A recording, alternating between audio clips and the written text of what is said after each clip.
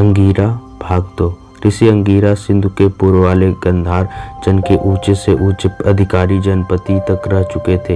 यद्यपि पुष्कलावती से प्रथम पुष्ट के बाद असुर लोग हटने लगे थे और जब दूसरी पीढ़ी में कुनार तट से आकर गंधार जन की एक शाखा ने पश्चिमी गंधार को पराजित कर लिया तो मरने से बचे हुए असुर बड़ी तेजी से पश्चिमी गंधार को खाली करने लगे।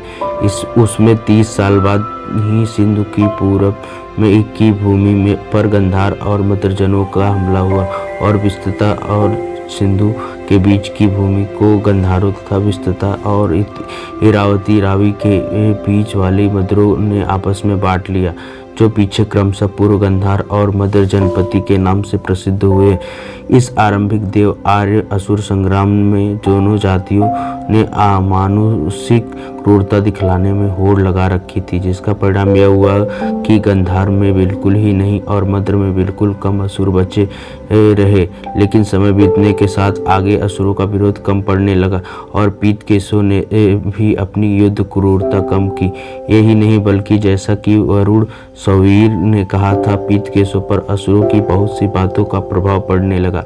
ऋषि अंगीरा वक्ष तट से चली आती आर्य परंपरा के बड़े बड़े पंडित ही नहीं थे, बल्कि वह चाहते थे कि आर्य अपने रक्त तथा दूसरे आचार व्यवहारों की शुद्धता न छोड़े। इसलिए पूर्वी गंधार में अश्वमांस भक्षण जो एक प्रकार से छूट गया था, उसको उन्होंने अश्वपालन को उत्साहित कर फिर से स्थापित किया।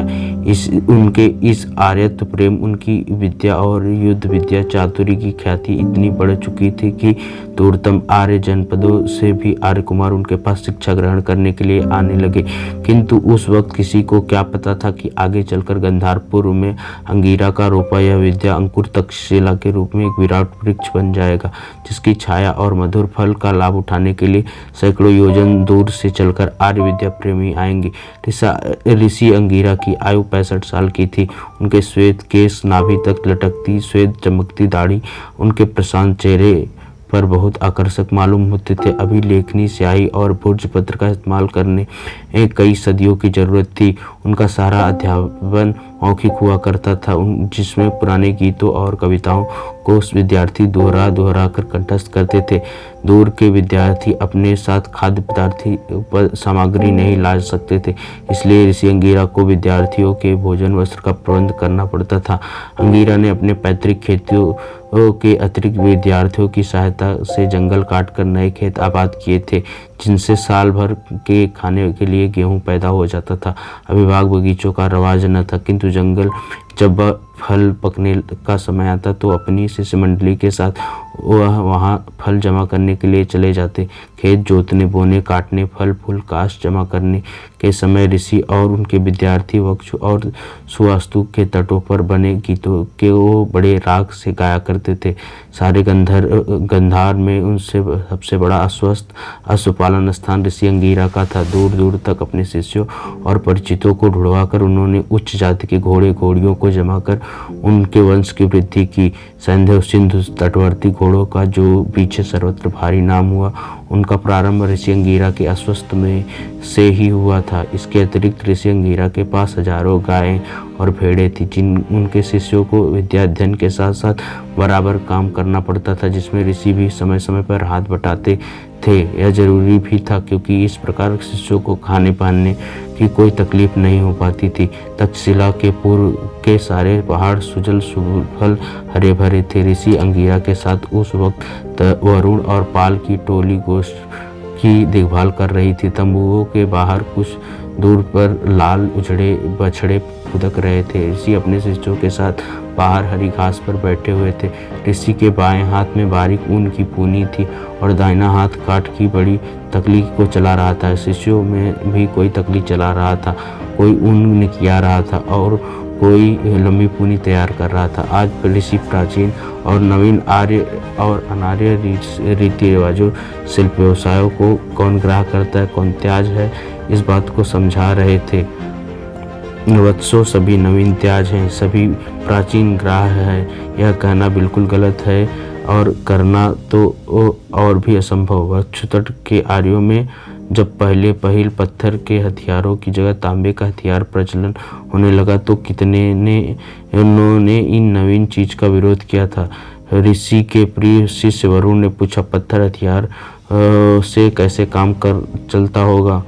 आज वत्स तांबों के हथियारों से काम चल रहा है, कल इससे भी तीक्ष्ण कोई हथियार निकल आएगा। फिर लोग सवाल करेंगे, तांबे के हथियार से काम कैसे चलता होगा? जो हथियार जिस वक्त प्राप्त होता है आदमी उसी से काम चला लेता है। जब पाषाण की कुल्हाड़ी से कुल्हाड़ियाँ लड़ी जाती थी तो दोनों पक्ष के भट्टों के पास पाषाण के ही कुल्हाड़े होते थे।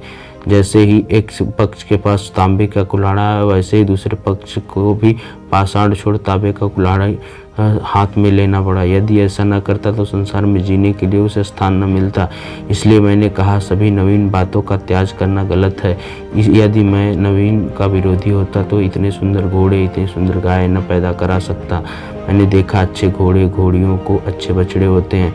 मैंने कुछ अच्छे घोड़ियों को चुना। आज 35 वर्ष बाद इस वक्त तुम अंगिरा के घोड़ों की इस नस्ल को देख रहे हो।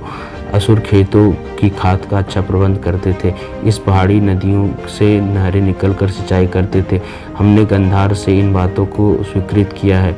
उनके शहर बसाने के तरीके, चिकित्सा के कितने ही ढंग बहुत अच्छे थे। हमने उन्हें ले लिया है। आहार, परिधान, जीवन रक्षा के लिए उपयोगी जितनी भी चीज़ें हैं उन्हें स्वीकार करना चाहिए। इसका ख्याल किए बिना वह पुरानी है या नई, आर्यों से आई है या अनार्यों से। सुवास्तु में उससे पहले आर्य कपास के वस्त्र का नाम भी नहीं जानते थे, किंतु यहाँ हम लोग उसे पहनते हैं। गर्मियों में वह सुखद होता है। लेकिन कितनी ही चीज़ें हैं जिनको हमें विश्वास त्याग समझना चाहिए। असुरों का शीश नलिंग पूजा अधर्म हमारे लिए निंदनीय है। उनका जात विभाग हमारे लिए त्याज है, क्योंकि उसके कारण सभी आदमी अपने जन की रक्षा करने के लिए हथियार नहीं उठा सकते। आपस में ऊंच नीच का भाव बढ़ता है। असुरों के साथ रक्त मिश्रण नहीं करना चाहिए, क्योंकि यह असुर बनने के लिए दरवाज़ा खोल देगा। फिर आर्यों में भी नाना शिल्पों, नाना व्यवसायों की छोटी बड़ी जातियां बन जाएंगी। पाल रक्त सम्मिश्रण को तो सभी आर्य बहुत बुरा समझते हैं।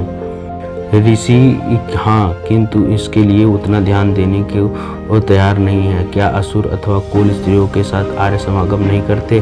वरुण, वो सीमांत पर करते हैं। और असुरपुरों की वेश्याओं के पास हमारे भटके आमतौर से जाते हैं। ऋषि, इसका परिणाम क्या होगा? वर्ण संकरता बढ़ेगी। असुरों विपरीत केशव बालिकाएं पैदा होंगी, जिन्हें भ्रम या धोखे में पकड़कर आर्य अपने भीतर ले लेंगे। फिर रक्त की शुद्धता कहाँ से रहेगी? इसलिए रक्त शुद्धता के वास्ते हमें स्त्री पुरुष दोनों की ओर से ध्यान रखना होगा। यही नहीं, हमें आर्य जनपद के में प्रदास प्रथा नहीं स्वीकार करनी होगी, क्योंकि रक्त की शुद्धता को नष्ट करने के लिए इससे खतरनाक कोई चीज़ नहीं है। बल्कि मैं तो कहूँगा, ऐसी कोशिश करनी चाहिए कि आर्य जनपद में अनार्यों का वास न होने पाए। सबसे बड़ा खतरा और सारी बुराइयों की जड़ है असुरों की राज्य प्रथा, जिसका ही एक अंग है उनकी पुरोहित प्रथा। असुर जन को कोई अधिकार नहीं। असुर राजा को जो उसकी कही पर चलना हर एक असुर अपना धर्म समझता है। असुर पुरोहित सिखलाता है कि जनता सभी बातों का जिम्मा ऊपर देवी देवताओं और नीचे राजा ने ले रखा है। जन को कुछ करने का अधिकार नहीं है। राजा स्वयं धरती पर देवता है। मुझे बड़ी प्रसन्नता हुई जब मैंने सुना शिवी सवीरों में इंद्र को पद का हटा दिया है। इसलिए इंद्र को आर्यों में वह स्थान कभी नहीं मिला जो कि असुर राजा को प्राप्त था। इंद्रजन द्वारा चुना एक बड़ा योद्धा मात्र था और जन पर शासन करने का कोई अधिकार नहीं रखता था, तो भी इस पद में से खतरा था। और कुछ लोगों ने उसकी आड़ में आर्यों में राजप्रथा कायम करने का प्रयत्न भी किया। आर्य यदि अपने आर्यत्व को कायम रखना चाहते हैं तो उन्हें किसी आदमी को राजा जैसा अधिकार नहीं देना चाहिए। आर्यों में असुरों के धर्म के प्रति भारी घृणा है, इसमें शक नहीं, किंतु जिस दिन आर्यों में राजा बनेगा उसी दिन असुरों जैसा पुरोहित भी आ जाएगा। फिर आर्यत्व को डूबा ही समझो। जन के परिश्रम का राजा मौज करेगा और देवता सहायता दिलाने के लिए पुरोहित को रिश्वत देकर अपनी ओर मिला लेगा। इस प्रकार राजा और पुरोहित मिल जन को अपना दास बना छोड़ेंगे। हमें आर्यों की अब पुरानी प्रथाओं को बड़ी दृढ़ता के साथ पकड़े रहना होगा। जहाँ भी कोई आर्य जन उनसे टिके उसे आर्यों की जनता से खारिज कर देना होगा। धन्यवाद। उम्मीद है आपको कहानी पसंद आ रही होगी। कृपया लाइक करें, शेयर करें, कमेंट करें। धन्यवाद।